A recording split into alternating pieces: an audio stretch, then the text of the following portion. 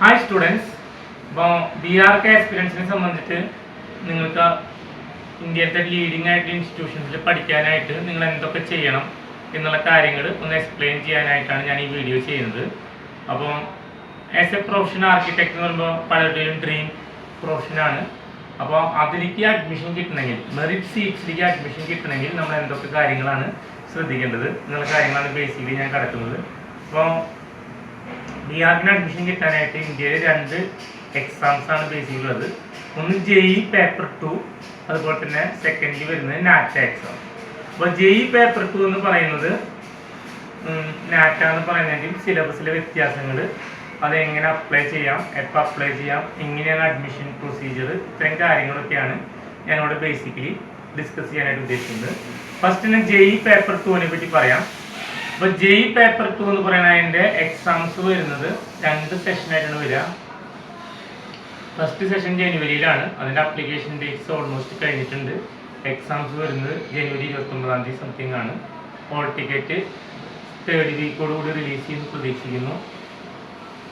നാറ്റയുടെ exams വരുന്നത് April May June സമയങ്ങളിലാണ് വരുന്നത്. അപ്പോൾ നമുക്കിപ്പോൾ JEE പേപ്പർ 2ൻ്റെ കാര്യങ്ങളിലേക്ക് കിടക്കാം. അപ്പോൾ JEE പേപ്പർ 2 എന്ന് പറയുന്നത് നാഷണൽ ടെസ്റ്റിംഗ് ഏജൻസിയാണ് നടത്തുന്നത്. ഇന്ത്യയിലെ NITs, IITs, SPSലേക്കൊക്കെ ഇന്ത്യയിലെ NITs, IITs, SPSലേക്കുള്ള അഡ്മിഷൻസ് JEE പേപ്പർ 2ൻ്റെ ബേസിക്കലാണ് നടക്കുന്നത്. അപ്പോൾ അതിൽ എക്സാം പാറ്റേൺ എന്ന് പറയുമ്പോൾ +1 +2 മാത്സ് ഉണ്ടാവും, 25 ക്വസ്റ്റ്യൻസ് ആണ് ഉണ്ടായിരിക്കുക. പിന്നെ ആപ്റ്റിറ്റ്യൂഡ് ഉണ്ടാവും, അതിൽ ആർക്കിടെക്ചർ റിലേറ്റഡ് ആപ്റ്റിറ്റ്യൂഡ്, നിങ്ങളുടെ ലോജിക്കൽ ആപ്റ്റിറ്റ്യൂഡ്, ഇതെല്ലാം ഇൻക്ലൂഡഡ് ആയിട്ടുള്ള സിലബസ് ആണ്. 50 ക്വസ്റ്റ്യൻസ് ഉണ്ടായിരിക്കും. അതുകൂടാതെ 2 ഡ്രോയിങ് ക്വസ്റ്റ്യൻസ് ഉണ്ടായിരിക്കും. അപ്പോൾ ഇതെല്ലാം കൂടി ഔട്ട് ഓഫ് 400ലാണ് JEE പേപ്പർ 2ൻ്റെ എക്സാം വരുന്നത്. ഇന്ത്യയിലെ ടോപ്പ് ഇൻസ്റ്റിറ്റ്യൂട്ട് ആയിട്ടുള്ള NIT, SPSലേക്കുള്ള അഡ്മിഷൻ നടക്കുന്നത് ഇതുവഴി ആയതുകൊണ്ട് തന്നെ ഹൈലി കോമ്പറ്റീറ്റീവ് ആയിട്ടൊരു എക്സാമാണ്. നമ്മൾ ഇഗ്നൈറ്റ് തൃശ്ശൂരിൻ്റെ റിസൾട്ടുകളൊക്കെ നമുക്ക് കഴിഞ്ഞിട്ട് നോക്കാം. റിപ്പീറ്റേഴ്സ് വെച്ചാൽ ഓൾമോസ്റ്റ് എല്ലാ സ്റ്റുഡൻസും NIT, SPSലേക്കാണ് കഴിഞ്ഞ അഡ്മിഷൻ കിട്ടിയിട്ടുള്ളത്. അപ്പോൾ നിങ്ങൾക്ക് ആ ഒരു പാറ്റേൺ അനുസരിച്ച് മനസ്സിലാക്കി പഠിക്കുമ്പോഴാണ് കൂടുതൽ കാര്യങ്ങൾ മനസ്സിലാക്കുകയും ആ എക്സാം ക്രാക്ക് ചെയ്യാനും പറ്റുക.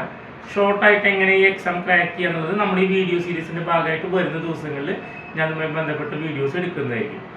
സെക്കൻഡ് എക്സാം എന്ന് പറയുന്നത് NAT ആണ്.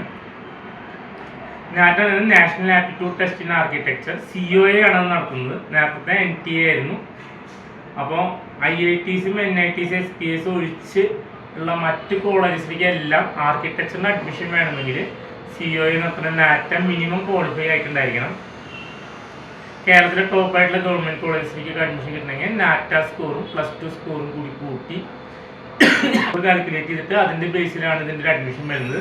സിലബസിനെ വേണ്ടി ജനറലായിട്ട് പറയുമ്പോൾ creative and drawing skills with mathematical and logical ability ഉള്ള ടെസ്റ്റാണ് നടത്തുന്നത്. +1 +2 മാത്സ് ഒന്നല്ല അതിൻ്റെ സിലബസിൽ വരുന്നത്. നമുക്ക് നോർമലായിട്ടുള്ള ലോജിക്കൽ മാത്സ് അല്ലെങ്കിൽ ആപ്റ്റിറ്റ്യൂഡ് മാത്സ് എന്നുള്ള സിലബസാണ് അതിൽ വരുന്നത്. അപ്പോൾ ഇൻട്രസ്റ്റഡ് ആയിട്ടുള്ള കുട്ടികൾക്ക് എല്ലാവർക്കും അതിനും പങ്കെടുക്കാവുന്നതാണ്. അപ്പോൾ ഈ ഒരു 2 എക്സാമിൽ പ്രിപ്പയർ ചെയ്യുമ്പോഴും നമുക്ക് ഓൾമോസ്റ്റ് 75% സിലബസ് കോമൺ ആയിട്ട് വരുന്നുണ്ടെങ്കിൽ പോലും, ലൈക്ക് ഡ്രോയിങ്ങിൻ്റെ കാര്യം മറ്റൊക്കെ വരുമ്പോൾ കോമൺ ആയിട്ട് വരുന്നുണ്ടെങ്കിൽ പോലും പേപ്പർ 2 പഠിക്കുമ്പോൾ +2 മാത്സിനൊരു ഇമ്പോർട്ടൻസ് ഉണ്ട്.